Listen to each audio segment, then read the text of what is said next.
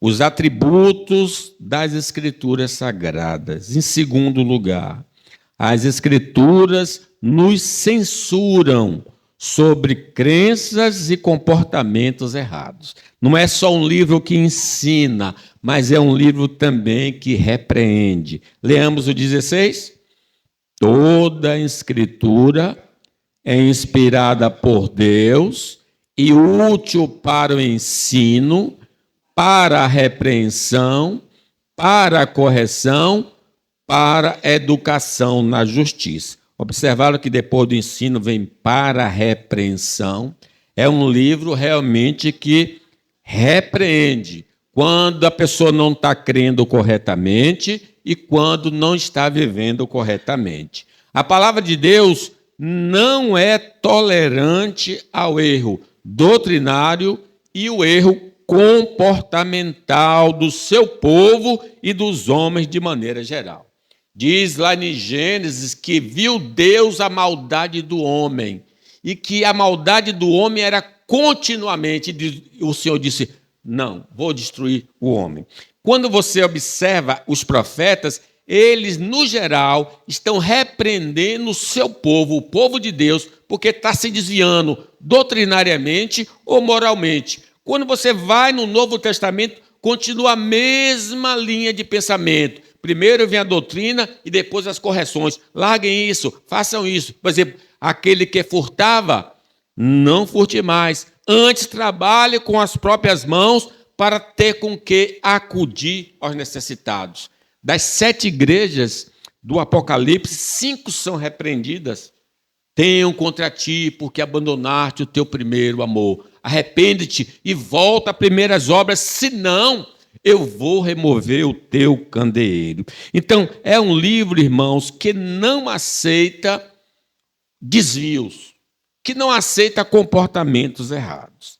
A censura e castigo se manifestou no próprio jardim, porque os nossos pais comeram do fruto proibido. Ao homem foi dito que você vai voltar ao pó, com o suor do rosto comerás o teu pão, até que torne ao pó, porque tu és pó e ao pó voltarás. A mulher, Léia agora experimentou o castigo da mulher, que é a multiplicação da dor de parto por causa do pecado, né? Então a gente vê que o Senhor, realmente, Deus é amor, mas também é justiça. A censura, então, começa ali, e logo após, Deus censura também o Caim, porque Caim não deu uma oferta que Deus aprovou, e ele ficou irado, e o Senhor repreendeu ele. Rapaz, por que você está assim?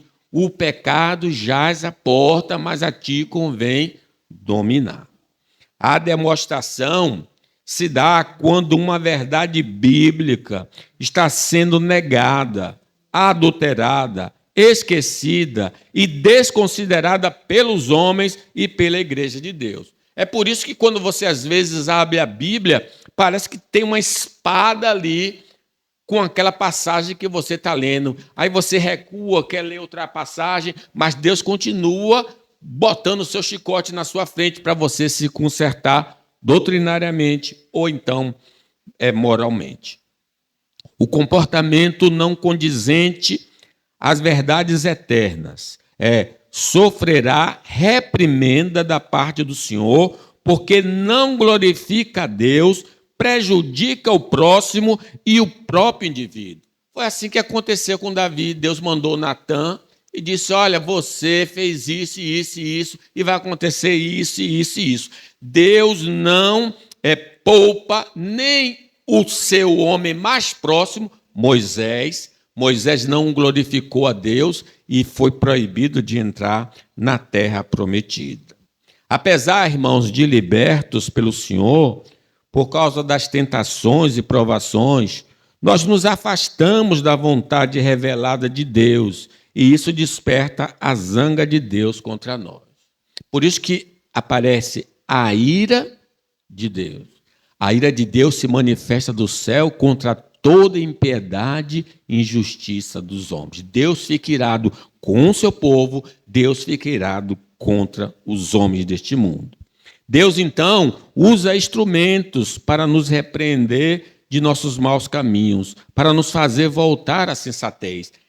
Basicamente é usando a palavra, mas ele pode fazer isso você ouvindo um rádio, vendo um programa de televisão, ou lendo um folheto, ou entrando na igreja, como diz Asaf. Asaf estava a ponto de pedir demissão da igreja, porque ele sofria muito, até que entrei no santuário de Deus e entendi o fim deles. Deus esclareceu a Asaf.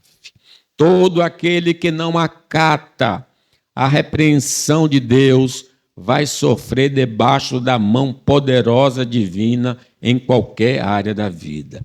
Antes da surra, vocês lembram como é que nossos pais faziam? Menino, se conserte. Menina, se conserte. Ó, a batata está cozinhando. E aqui muitos deixaram a batata cozinhar e aprenderam o que é o cinturão do pai e da mãe, né? Então, assim é o Senhor nosso Deus. É o Deus que antes de mandar um chicote diz, rapaz, conserta a vida, se endireite, porque senão a mão do Senhor vai pesar. Os homens deste mundo que não atender à convocação do Senhor para o arrependimento e a fé em Cristo Jesus sofrerá pena de eterna destruição. É o evangelho, irmãos, as boas novas. Deus está convidando homens e mulheres ao arrependimento e à fé. E quem não ouvir, vai perecer. Crê no Senhor Jesus, né? Marcos diz, ide pelo mundo pregar o evangelho. Quem crê e for batizado, será salvo. Quem não crê, já está condenado. A confissão, então, e o abandono de pecados indica que recebemos a repreensão do Senhor. Deus falou e eu me curvo diante do Senhor. E faço como o Davi que ouviu, Salmo 51. Pequei contra ti somente, e fiz o que é mal aos teus olhos. E ele se humilha na presença do Senhor.